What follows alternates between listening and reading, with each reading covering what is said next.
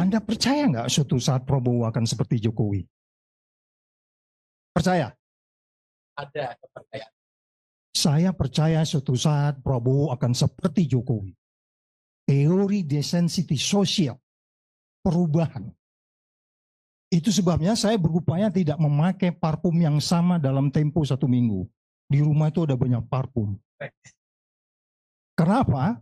Bau yang sama akan membuat Anda akan menjadi seperti di kandang ayam pun Anda tidak sadar. Apa yang terjadi di negeri ini, kita sekarang berada di kandang ayam sebenarnya. Kandang ayam yang sangat kumuh, jorok, tahu.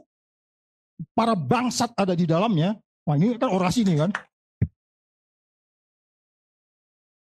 Iya kan? Tapi Anda nggak merasa bau. 3 podcast beberapa hari ini saya bicara ini. Saya dekati dengan teori tadi itu, teori psikologi, dan teori yang agak lebih menyentuh ke kita adalah yang saya sebutkan kandang ayam tadi. Jokowi datang dari lingkungan yang bersih. Prabowo bahkan disebutkan tadi ada 7 hal yang membuat kita, pokoknya kita punya barang, boleh cek sama toko sebelah ini paten punya barang. Katanya. Kawan-kawan,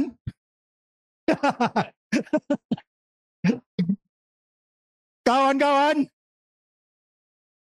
Anda berada di posisi di kandang ayam yang sangat kotor, jorok, bau, tapi Anda tidak pernah menyadari bahwa negeri ini sebentar lagi adalah habis.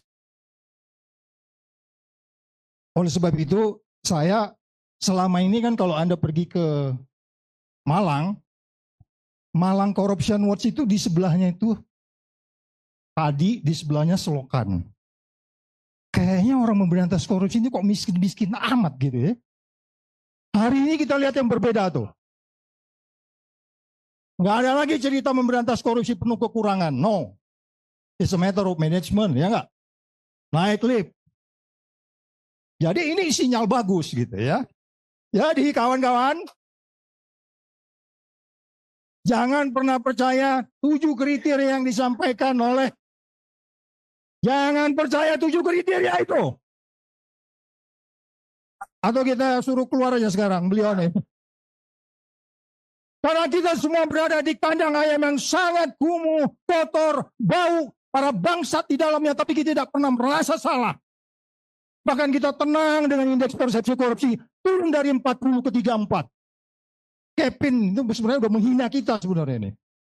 Kevin, kau menghina bangsa Indonesia. Keluar, tinggal kita berbicara. Jadi saya membayangkan bisanya kita gitu ya.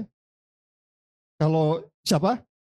Salah satu tokoh paling suka tuh. Bisanya kita tidak merasa apapun situasi yang terjadi sekarang ini dan kita biasa-biasa. Makanya saya katakan, semua orang datang ke Senayan, semua datang ke Merdeka Timur, Merdeka Barat, Merdeka lain-lain itu biasanya adalah orang-orang yang memiliki kelebihan dan mereka adalah orang yang baik. Iya dong. Paling enggak kalau dia di partai politik dapat urutan berapapun dia pasti mimpin rapatnya bagus. Tapi kenapa orang-orang ini sekarang jadi belakangan seperti hidup di kandang ayam yang kumuh, tapi tidak dia merasa bau. Dia merasa biasa saja jalan setiap hari. Ya, pada bagian lain kita tahu ada 300 triliun, yang satu bilang 900 triliun uang judi online. Kemudian kita sepertinya tidak ada satu lembaga pun yang berani mengawasi itu.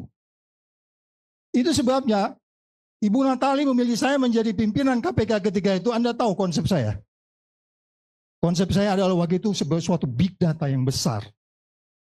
Dalam pikiran saya bisa memastikan Thomas Lembong itu memang benar karena memang perlu mengimpor gula atau tidak. Nasir Jamil tanya kepada saya, Pak Saud, untuk membangun big data itu perlu apa saja? Itu di Glodok ada barangnya, saya bilang. Itu baru tahun 2015 ketika Ibu Natali milih saya. Jadi apa yang terjadi di Indonesia dari sisi teknologi, tadi disebut Kevin bicara teknologi kita di sebelah. Itu bisa kita gunakan. Di banyak tempat saya bilang izin terpadu 1 pintu. Jendelanya banyak. Hah? Kita belum bicara lubang kunci, belum bicara lubang angin, ya enggak? Terus ada orang bicara digitalisasi, digitalisasi. Digital, alatnya, otaknya analog. Otaknya lambat, peralatannya cukup tinggi. Jadi sekali lagi, kalau begitu bagaimana dong lembaga kita ini sekarang? Ada MK jadi pasien, MA jadi pasien, DPR jadi pasien, BPK jadi pasien. Anda tahu BTS kemarin kan? Yang belum jadi pasien memang presiden ini. Iya. Apa kita harus berani? Ya enak aja yang kita nggak berani. Ya kalau cukup buktinya kenapa enggak gitu. Itu sebabnya kita kemarin ke beberapa teman-teman, bener nggak tuh sih Blok Medan itu? Bener nggak itu sih yang dilaporkan Ubaidiyah Badrun itu? Nah kalau data-data itu nanti kelembagaan yang begitu lumpuh pada bagian lain institusional yang informal seperti ini masih diperlukan. Jadi saya setuju dengan tadi memindahkan dari Kuningan ujung sana ke tempat sini. Paling tidak dari segi berpikirnya. Supaya kita nggak menjadi orang yang betul-betul berada di tempat yang kumuh. Dan itu bisa terjadi pada Prabowo. Sebagaimana Jokowi datang ke Humble-nya masuk gorong-gorong benar-benar belakangan digorong-gorong otaknya.